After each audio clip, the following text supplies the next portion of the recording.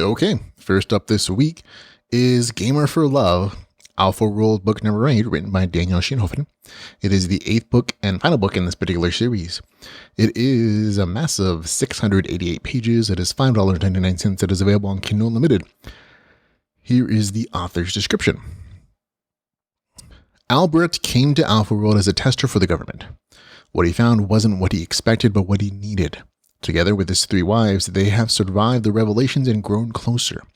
Now, other problems had come to the fore, demanding to be dealt with.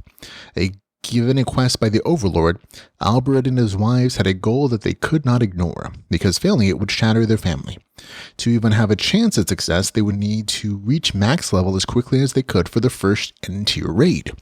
The raid would bring Alburet back to where it all began, the Lost Prison of Alctriuz. There, Stein resided, raising an army of cultists and undead to topple Stormguard and the world. A raid event that would involve hundreds of players and thousands of NPCs was brewing. Welcome to the final installment of Alpha World. And then the author's disclaimer saying, this book contains adult themes. You'd think I could stop with these disclaimers, but even this far into the series, people are shocked by the content. This book contains a polyamorous relationship with one of the 4 people being a succubus.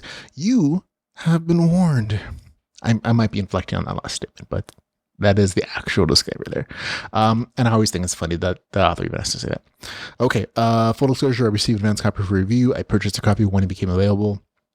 There you go. This is the last book in the series, and really, you could absolutely tell. There's almost this rushed feeling sometimes of in the last few books, actually, of storylines and quest lines being completed. Like the author kept a really detailed list, and he's going to make sure that everything is tied up, because this is going to be the last story in this particular series. All the storylines are taken care of. Villains throughout the series are defeated. Relationships are tied off and resolved. You see characters come back that you might not have seen since book 1, or like in a couple books recently. And they, it's nice to like see familiar characters or bad guys, see those, resolutions.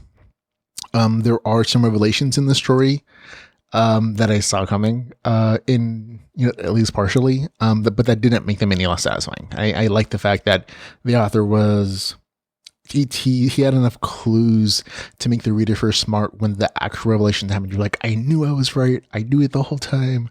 I'm sure there are plenty of people who were like screaming at their ebook readers when they read some of the revelation, like, I knew it. And other people I'm sure were like, I never saw that coming. And I'm like, oh, how did you not? Never mind.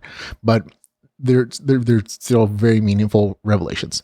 In the story, there's actually quite a bit of action, and love. I think part of it is already talked about in the novel description, and that there's a big rush for the main characters to hit max level, which is 100. So there's a lot of action. There's more action. There's more level grinding. But I think while that exists there, it's not the highlight of the story. I think the emotional revolutions are like the big thing in this, as they have been in most of the series.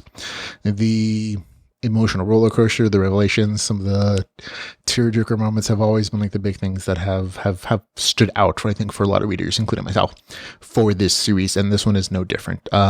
I read several reviews where like, I can't believe you made me cry when I read this thing. And I'm not going to spoil it for you, but that's always been part of the story. And this one is no different. Again, I saw some of the revelations coming, but at the same time, I'm like, you know what? It's okay. It doesn't make them any less meaningful.